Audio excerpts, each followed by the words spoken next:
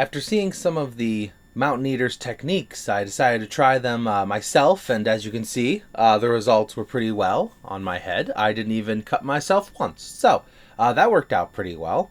Much like Oda, for this week's title for the chapter, I have also decided to make my opening completely unrelated to the events that are going on in the most important parts of today's events. Hello Internet, I am the hero of Julios, once again with another One Piece chapter summary. This week's chapter is chapter 1141, Older Women, or an Older Woman. Yeah, that's all we got. But anyways, the art this week is Ulti. She is very upset. She cannot see through the tears in her eyes as they are just getting ready to kill Page One. He's gonna die. What could possibly happen in the next moment?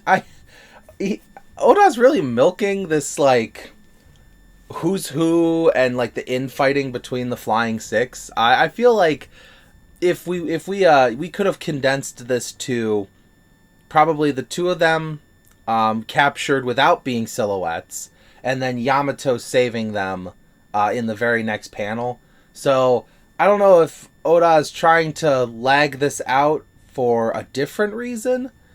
Maybe they told him chapter stories have to be X amount of chapters now, or if he just really wants to effectively draw a second manga panel by panel. Either way, I'm happy with it, but it's that's pretty much all we got. Is we're just continuing right where we left off. So we start off the chapter with a few transitional panels. We have Nami complaining that there were no gold, there was no diamonds, there was really nothing for her to steal, honestly. And the two guards that they saved are kind of lucid right now, and they're like, gold, stealing, wait, what are you talking about? And Rhodes like, oh, it's nothing, don't worry about any of that. And Nami's like, I don't even care about this Loki guy. Oh, it's not about Loki, absolutely nothing. Nami, please stop talking. So they sail down back towards the party, because that's what Luffy initially wanted to return to, because, well, I guess Luffy wants to go free Loki, then return to the party, but this is one step closer. Meanwhile, Frankie with Ripley are still observing this giant mural that we saw a few chapters ago. And Ripley tells Frankie that this is sort of the structure of Elbaf. The graffiti, the drawings, whatever you want to say it's called, they were part of an ancient village. The thing is, Elbaf isn't really built on the land of their island. As you can see, the bottom of the island is considered the underworld, therefore very dangerous, very snowy. The trees, the branches of the Atomwood tree prevent any sunlight from getting down there, and obviously due to the sheer size of Elbaf, there's its own weather conditions in each of the different levels. That being said, the Elbafians live upon the branches of the Atom Tree. This does lead to a problem, however, because even though it is the mighty Atomwood tree, it is still wood. It is still nature. It is still vulnerable to nature itself. Ripley then goes to show Frankie a very good example. There is an entire branch missing, just a little bit away from the two of them. That is where the village of Hagen used to be. You see, one day the villagers of Hagen were minding their own business when suddenly lightning struck the tree, as nature does. Because the tree was old and dry and brittle, the fire spread too greatly, too quickly, and in order to save the rest of the tree, they chopped off that branch. I assume they evacuated first, but that sent, an entire village worth of homes down into the underworld. This could not have been an easy call to make, but it was one that had to be made. Ripley then goes on to say that that is probably the two greatest weaknesses of Elbaf as a country: fire and lightning. If we remember correctly, Big Mom's two most prominent homies, because I know Napoleon's there too, but her two most prominent homies are Prometheus and Zeus, now Hera. Fire and lightning. It's almost like she decided to just stack on reasons for Elbaf to hate her. She may even be doing this unconsciously. But it also makes sense why Mother Caramel was so impressive to the Giants, why they loved her so quickly when they saw her literally tame fire itself in the form of Pandora. I'm sure in no way whatsoever will lightning or fire play a part in the upcoming chapters, but hey, that's just me talking. Let's move on. So, Nami gets back to the party, because obviously Luffy and Zoro ran off to go free Loki, and Usopp's like, "Oh, Nami, it's so good you're back!" And because Usopp is just slammed, he is hammered, he is drunk, he is unable to fully form cohesive thoughts right now. Long story short, your boy is turned, and he decides to introduce Nami to Jarl. He's like, "Oh, take a look, this is our navigator. She's so great. What do you think of her? Come on, be honest." And he looks at Nami and he says, "Honestly, my type is older women." There you go. There's the chapter title. Just a joke. World's oldest man says he prefers older women. So Usopp then goes on to say that a woman like that doesn't exist, you silly old man, as he slaps the sword sticking out of his head. Lets out a yelp of pain, he does. And it's funny because Dory immediately apprehends Usopp, and he's like, "You can't just do that, Usopp." And he's like, "What do you know? Who cares? Hey, who wants to pull Excalibur from its sheath?" Broggy's like, No, don't do that. The blood loss will kill him." It's interesting. It's interesting to see Brooke comments to Nami. He says, "Don't worry about Usopp. He's drunk." And she's like, "You're drunk too." But fine. She sits next to Jinbei, and she tells him, let Usopp be as drunk as he wants. Look at him. Look at the good time he's having, because this has been his goal for years.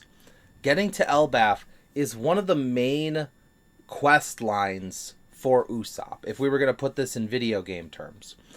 Every Straw Hat has a main quest: to find the All Blue, to find the real history of the world, to cure all diseases. But among those, we have, I won't call them side quests, but I'll call them major quests. They are major goals for the individual crew members. Like Sanji's is to go to the Island of Women. Or Zoro's is to, he must become the greatest swordsman, but he also has to beat, other great swordsmen. So they're like on his list of major quests. For Usopp, being a brave warrior of the sea, one of those major quests that lead up to that is to get to Elbaf. And he has. So of course he's going to celebrate. A question on my mind is, was Usopp just making a joke about Excalibur, or is that actually the name of the sword sticking out of that guy's head? Because if it is, sure, we've got Arthurian lore within the Norse mythology, which is fine. If it's not, that also implies, though, that Excalibur is a real mythos, and Usopp was making a joke about it, but that still means that Excalibur probably does exist in the One Piece world. So, whether or not that's the sword itself, this has opened up a whole nother plot line that we could explore in the future. But that's what I love about One Piece, is just every 5 seconds something new appears. But for something to appear in one location, it must first disappear from another location. And something has disappeared. Sanji, looking around frantically for her, has noticed Gerd is missing. That's because Gerd is with Road now. And the two of them are examining the hurt guards from the castle, which Gerd is the ship's doctor, so that does make sense. She does ask Road, however, how did they get injured? No, I don't know. We just found them. Why were you in the castle? I don't know. I was just exploring, map making, oh, me, I'm a navigator.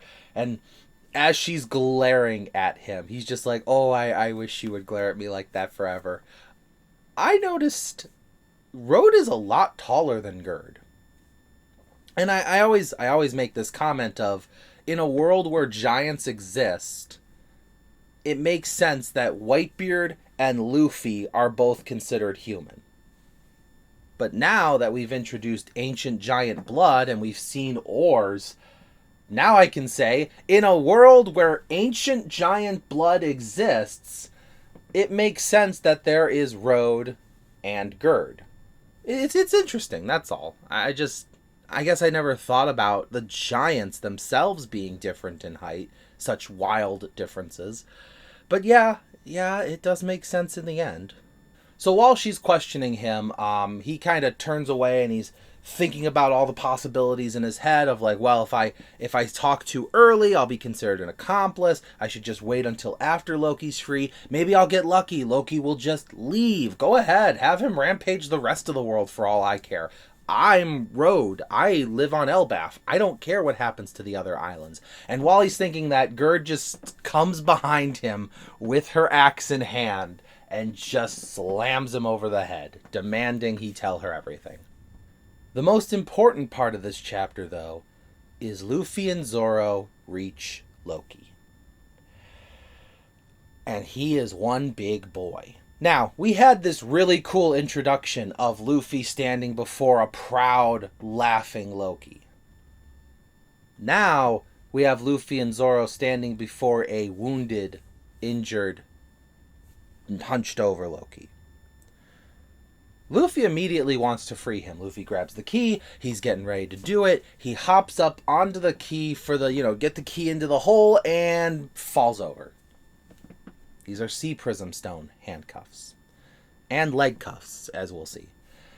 This is because we know, and, the Giants of Elbaf know, I don't think Luffy and Zoro know, Loki has a devil fruit. A devil fruit that is allegedly legendary in terms of what it can do. So, like all devil fruit users, to repress that power, you have to put them in sea prism cuffs. This is not good for Luffy and Zoro, because we don't know what they can do. However, this does put the power in Zoro's hands, because Luffy can't unlock Loki. And Zoro tells him, okay, we're gonna talk this out, because all I've heard about him is nothing but bad. I didn't get to talk to the guy, and he's hunched over half dead, allegedly. You are an idiot who believes everyone, so I'm in charge right now. So I'm going to test something real quick. And he kicks Loki in the wound. Loki obviously does not take well to this. He lets out a gasp of pain, glares down at Zoro and says, "How dare you?" And then he passes out again. This is enough for Zoro to believe that the injuries are real, at least, because he takes a look at the blood that came off Loki. And he says, okay, here's what we're going to do. I'm going to unlock 3 cuffs. We're going to leave his leg cuff on, and we're going to talk to him. Because if we talk to him, we will learn more about him, and then I will decide if we unlock his cuff, okay? And Luffy's like, okay, fine. And just as they're heading towards Loki, they hear a cry from above, "Don't do it, Straw Hat!" As they look up, and the new giant warrior pirates are falling to their deaths. Now, I know what you're thinking. If I fell off a building, it would hurt. If I fell off the Empire State Building, I would die. The distance between the realm of the giants and the realm of the dead is pretty much an Empire State Building equivalent for the new giant warrior pirates. Their plan was to take a ship with some island cloud and gently float it down to the bottom. However, island clouds don't work in the underworld. Now, Haruden did know this. He's not an idiot. But he was kind of hoping that maybe the island cloud would last just long enough for them to safely crash. He miscalculated, and they are all they're done. Rhodes like, "Oh, goodbye, cruel world," and Haruden's like, "I'm so sorry, guys. I did not mean for it to end this way," as they're crying to each other, and then Goldberg's like, "Don't worry, Captain, it's not your fault. You were only thinking of the good of Elbaf," as the 5 of them basically accept their fate. You do see among them, Sanji's like, "Don't worry, Gerd, I'll protect you," because obviously, with his woman radar, Sanji found Gerd. Which is good, because we're going to need Sanji in a moment. Also, Sanji can fly, so I wasn't really worried about him in this falling scenario. The worst that would happen to Sanji is he'd probably let Gerd land on him to protect her. however that would pan out.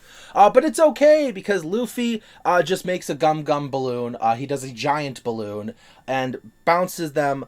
They do end up getting injured still because the recoil is so great that it still sends them high enough to take damage upon falling. But it's better than dying instantly. So, with all that out of the way, Haruden begs Luffy. He's like, well, I'm so glad we got here in time. I beg you, Luffy, please don't let him out. If he said something that made you sympathetic to you, he's lying. If he promised you something, he's lying. Loki, we've all of us, all 5 of us have known him since we were kids. Loki is a monster. He has killed friends. He has betrayed followers. He has made deals with devils and then hurt the devils. He's not a good guy. So I'm really glad we got here in time to at least try to talk you out of this. With the sound of chains clanging, Zoro says, well, you're too late. Because I guess as they were falling, Zoro took a look at them falling and just said, well, that's life. And decided to just go about what he was doing. As 3 of the 4 chains hit the ground, Loki stands up. Clearly not as injured as he was pretending to be. And the last thing we hear Haruden say is, Loki, get your hand off Ragnar. Now, Ragnarok,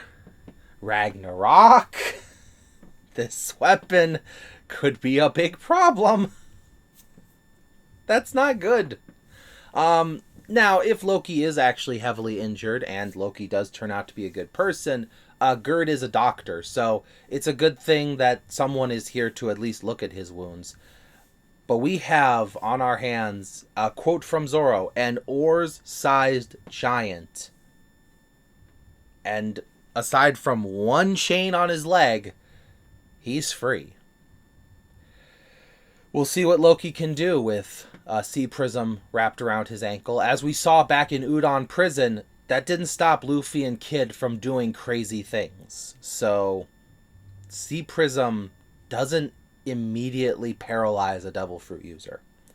And Loki was strong before he got his fruit. So let me know in the comments below what you think Loki's going to do, because personally, I don't know at this point. So many things have led me in so many directions, but honestly, I trust Luffy's judgment of people. Luffy is usually a pretty good judge of character, despite everything else we know about him. Heck, even all the way back with Bellamy, Luffy somehow knew that somewhere in there was someone you could trust after the 2-year time skip and learning that, the Sky Island does exist and he visited. And I don't know, Luffy's pretty good at telling what the real you is like. But regardless, thank you for watching as always, and I will see you in the next video. This is the Hero of Julios, Xing out.